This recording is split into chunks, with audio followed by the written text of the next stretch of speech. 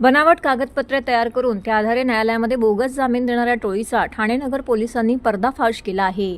एका बलात्काराच्या गुन्ह्यातील आरोपीला अशाच प्रकारे बनावट कागदपत्रांच्या आधारे बोगस जामीन दिल्याचे निदर्शनास आल्यानंतर ठाणे नगर पोलिसांनी हुसेन वारसी अन्सारी याच्यासह 5 आरोपींना अटक केल्याची माहिती वरिष्ठ पोलीस निरीक्षक विजयकुमार देशमुख यांनी दिली आहे। वागळे इस्टेट पोलीस ठाण्यामध्ये 2023 मध्ये दाखल झालेल्या विनयभंग, मारहाण आणि बलात्काराच्या गुन्ह्यामध्ये रमेश यादव हा न्यायबंदी आहे। त्याच्या विरुद्ध ठाण्याचे अतिरिक्त जिल्हा न्यायाधीश यांच्या न्यायालयामध्ये रमेशने जामिनासाठी अर्ज केला होता। त्याच्या जामिनासाठी हुसेन अन्सारी याची जामिनाची बनावट कागदपत्र तयार करून त्यास ठाणे न्यायालयामध्ये बोगस जामीनदार म्हणून हजर करण्यात आले। हा प्रकार पोलिसांसह न्यायालयाच्या निदर्शनास आल्यानंतर या प्रकरणी जिल्हा व सत्र न्यायालयाच्या न्यायदान विभागाचे कर्मचारी विनोद पाटील यांनी या प्रकरणी ठाणे नगर पोलीस ठाण्यामध्ये फसवणुकीसह इतर कलमान्वये 3 जानेवारी रोजी गुन्हा दाखल केला होता। पोलीस उपायुक्त सुभाष बुरसे यांच्या मार्गदर्शनाखाली वरिष्ठ पोलीस निरीक्षक देशमुख यांच्या पथकाने तपासादरम्यान न्यायालयात बोगस जामीनदार म्हणून हजर असलेला हुसेन अन्सारी आणि त्याचे साथीदार इम्तियाज अहमद मेमन उर्फ चपट या दोघांना 12 जून रोजी अटक केली आहे। सखोल चौकशीमध्ये Aslam Noor Mohammad Mansuri, hop horrocks and communication मधील मेहताब हैदर, नसीम नकवी आणि त्यांचा मेवना मेहंदी हसन उर्फ आसिफ यांची नावं समोर आली आहेत। आसिफच्या मदतीने झेरॉक्स दुकानातील कम्प्युटरमध्ये अन्सारी वारसी यांच्या नावाचे बनावट आधार कार्ड, इंटरनॅशनल एअर कंडिशनर कंपनीचे ओळखपत्र, पगार पावत्या, रेशन कार्ड तयार करून ठाणे जिल्हा न्यायालयात जामीनदार एजंट म्हणून काम करणाऱ्या इम्तियाज अहमद मेमन उर्फ चपट याच्या मदतीने वारसी याला न्यायालयामध्ये बोगस जामीनदार म्हणून हजर केले होते। पण ठाणे नगर पोलीस स्टेशन येथे 3 जानेवारी 2024 ला एक गुन्हा दाखल केला होता। गुन्हा रजिस्टर क्रमांक 3/2024 याच्यामध्ये माननीय अतिरिक्त जिल्हा न्यायालय ठाणे येथील जे अधीक्षक आहेत त्यांनी गुन्हा दाखल केला होता। तर या कोर्टामध्ये स्पेशल केस क्रमांक 450/2023 जे वागळे पोलीस स्टेशनला गुन्हा दाखल होता 37/2023 भादवी कलम 376 आणि इतर कलमान्वये दाखल होता। या गुन्ह्यातील जे न्यायबंदी आरोपी होता रमेश सत्यनारायण यादव याच्या जामिनाकरता हुसेन वारसी अन्सारी यांनी जामिनाची बनावट कागदपत्रे तयार करून न्यायालयामध्ये बोगस जामीनदार म्हणून हजर राहिला आणि न्यायालयाची दिशाभूल आणि फसवणूक केली म्हणून गुन्हा दाखल करण्यात आला होता। तर या गुन्ह्याच्या तपासादरम्यान आपण आतापर्यंत एकूण 5 आरोपी अटक करण्यात आलेले आहेत। याच्यामध्ये आरोपी हुसेन वारसी अन्सारी मुंब्रा हा कोर्टामध्ये बोगस जामीनदार म्हणून स्वतः हजर राहिलेला आहे। याच्यामध्ये एजंट इम्तियाज अहमद मेमन उर्फ चपट याने एजंट म्हणून काम केलेलं आहे। असलम मोहम्मद मंसुरी याने बनावट कागदपत्र यांच्यापर्यंत पोहोचवण्याचं काम केलेलं आहे। आणि आरोपी क्रमांक 4 आणि 5 मेहताब हैदर, नसीम नकवी आणि मेहंदी इक्बाल हसन उर्फ आसिफ याने बनावट कागदपत्र तयार करून दिली आहेत।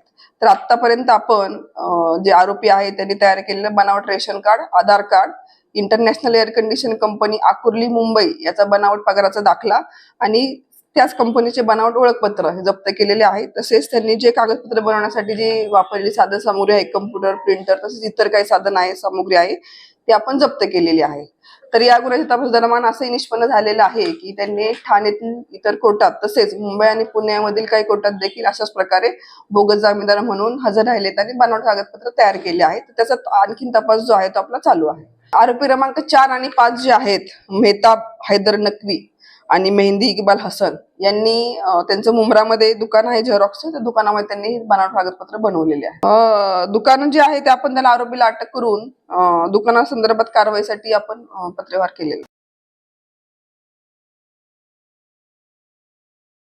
सर्व नागरिकांना आवाहन करण्यात येत आहे की सध्या डासांमार्फत पसरणाऱ्या डेंग्यू या आजाराचा प्रसार रोखण्यासाठी प्रत्येकाने पुढील प्रमाणे कार्यवाही करावी।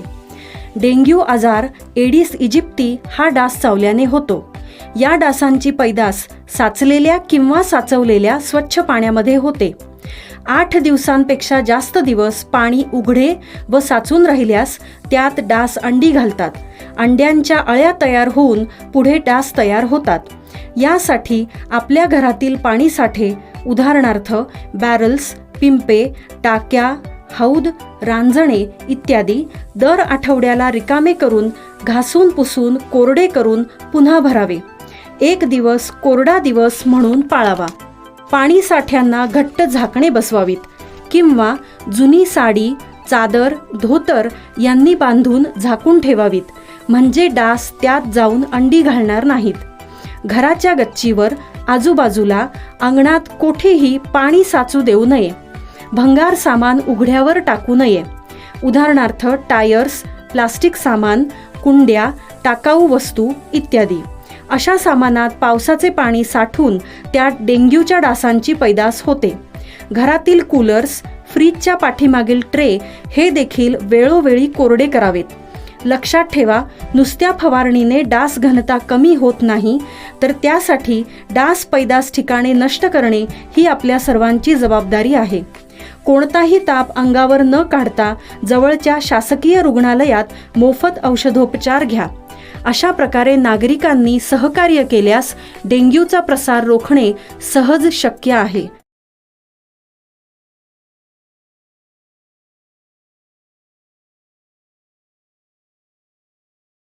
मानपाडा येथे शिवसेना महिला आघाडी जिल्हा प्रमुख मीनाक्षी शिंदे यांच्या वतीने मोफत दाखले नोंदणी शिबिराचं आयोजन करण्यात आलं होतं. मुख्यमंत्री माझी लाडकी बहीण योजनेचा लाभ सर्व लाभार्थी महिलांना घेता यावा याकरिता आवश्यक असणारी काही कागदपत्र आहेत, ती कागदपत्र सहजरित्या महिलांना उपलब्ध व्हावीत याकरिता, तसेच या योजनेचा लाभ त्यांना घेता यावा याकरिता या योजनेसाठी आवश्यक असणाऱ्या कागदपत्रांचं मोफत शिबिराचं आयोजन येथे करण्यात आलं होतं. शासकीय कार्यालयामध्ये महिलांना अनेक हेलपाटे मारावे लागू नयेत यासाठी हा उपक्रम येथे राबविला गेला. शिवसेना महिला आघाडी जिल्हा प्रमुख मीनाक्षी शिंदे आणि शिवसेना विभाग प्रमुख राजेंद्र शिंदे यांच्या मार्गदर्शनाखाली हा उपक्रम येथे राबविला गेला. 2 दिवस हा उपक्रम परिसरामध्ये राबवला जाणार आहे. मानपाडा, मनोरमा नगर आणि आझाद नगर येथे हा उपक्रम सुरू राहणार आहे. पुढील 2 दिवस हा उपक्रम येथे सुरू राहणार असून आयोजिका मीनाक्षी शिंदे यांनी जास्तीत जास्त महिलांना या योजनेचा लाभ घेता यावा याकरिता हा उपक्रम येथे आयोजित केल्याचे यावेळी सांगितलं. उत्पन्नाचा दाखला, रहिवासी दाखला, मतदान कार्ड, आधार कार्ड नोंदणी हे या उपक्रमाअंतर्गत सुरू आहे. आज आणि उद्या असा 2 दिवस हा उपक्रम येथे सुरू राहणार असून जास्तीत जास्त महिलांनी या उपक्रमाचा लाभ घ्यावा असं आवाहन आयोजिका मीनाक्षी शिंदे यांनी केले आहे. खऱ्या अर्थाने मला फार आनंद होतोय, कारण गेली 2 वर्ष सातत्याने मुख्यमंत्र्यांनी जो महाराष्ट्राचा कायापालट केलेला आहे आणि मुख्य करून महिलांना सक्षम करण्यासाठी अशा प्रकारच्या ज्या योजना आहेत, मला असं वाटतं लेक लाडकी योजना असेल, महिलांना ST मध्ये सवलत असेल, TMT बसेसमध्ये सवलत असेल आणि माझी लाडकी बहीण ही जी योजना त्यांनी केलेली आहे आणि त्यामार्फत महिलांना 1,500 रुपये त्यांच्या अकाउंटला येणार आहे. खऱ्या अर्थाने संपूर्ण महाराष्ट्रातल्या ज्या बहिणी आहेत त्या मुख्यमंत्र्यांना मनापासून आशीर्वाद देत आहेत, कारण त्यांच्या माध्यमातून आज जिला हाऊसवाईफ असा दर्जा होता तिला पण कुठेतरी पगार चालू होणार आहे. आणि ह्या सगळ्या योजनेची मला असं वाटतं पहिलाच कॅम्प माझ्या प्रभागामध्ये मी लावलेला आहे. मी गेली 5 वर्ष महिला आघाडी प्रमुख, जिल्हा प्रमुख म्हणून काम करते आणि त्या माध्यमातून महिलांना, आमच्या प्रभागातल्या महिलांना कुठेही त्रास होऊ नये आणि मोफत दाखले त्यांच्या घरापर्यंत त्यांना मिळावे यासाठी आपण अशा प्रकारचं कॅम्पचं आयोजन केलं. मला असं वाटतं की फक्त म्हणजे लाडकी बहीण या योजनेसाठी आम्ही ह्या कॅम्प भरवलेला नसून ज्या बाकीच्या शासनाच्या योजना आहेत आणि संजय गांधी निराधार योजना देखील असेल, ह्या सगळ्या कागदपत्राची पूर्तता त्यांना करावीच लागते कुठल्या ना कुठल्या गोष्टीसाठी. त्यासाठी आम्ही आधार कार्ड जे आहे ते बनवण्याचं, लिंक करण्याचं, करेक्शन करण्याचं ते कॅम्प लावलेलं आहे. इलेक्शन ID बनवायचं, नवीन नाव नोंदणी हे पण कॅम्प लावलेलं आहे. उत्पन्नाचा दाखला आणि डोमिसाईल सर्टिफिकेट, रहिवासी दाखल्याचा कालावधी हा 1 वर्षाचा असतो आणि त्यामुळे आपण जर डोमिसाईल सर्टिफिकेट काढलं तर ते कायमस्वरूपी होतं आणि त्यामुळे आपण त्या कॅम्पची योजना इथे लावलेली आहे, जेणेकरून माझ्या नागरिकांना ठाण्याला कुठे खेटा मारता कामा नये आणि जवळच्या जवळ ह्या सगळ्या सुविधा मिळाव्या यासाठी हा कॅम्पचं आयोजन.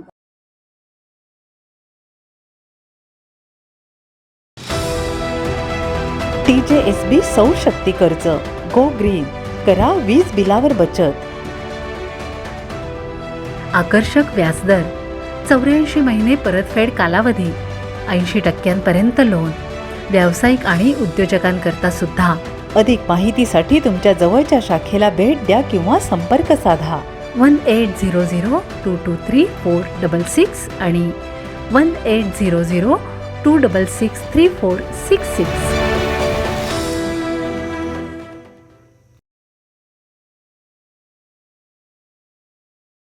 वृत्तपत्र विक्रेता हा असंघटित घटक आहे. अनेक दिवस तो कल्याणकारी मंडळींची मागणी करत आहे. त्याची घोषणा लवकरच करू असं आश्वासन मुख्यमंत्री एकनाथ शिंदे यांनी विधानसभेमध्ये दिले आहे.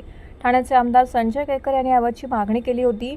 लोकशाहीचा चौथा आधारस्तंभ समजल्या जाणाऱ्या वृत्तपत्रांमधील वृत्तपत्र हा महत्त्वाचा घटक आहे. कामाची पद्धत, कामाची वेळ, अत्यल्प उत्पन्न याचा विचार करता वृत्तपत्र विक्रेत्यांसाठी स्वतंत्र कल्याणकारी मंडळ करावी अशी मागणी केली आहे. महाराष्ट्र राज्य वृत्तपत्र विक्रेता संघटनेच्या वतीने गेली 15 वर्षे यासाठी प्रयत्न व पाठपुरावा सुरू आहे. कल्याणकारी मंडळाच्या मागणीसाठी तत्कालीन कामगार मंत्री हसन मुश्रीफ, संभाजी पाटील निलंगेकर, दिलीप वळसे पाटील, विद्यमान कामगार मंत्री डॉक्टर सुरेश खाडे यांच्याकडे अनेकदा पाठपुरावा केला.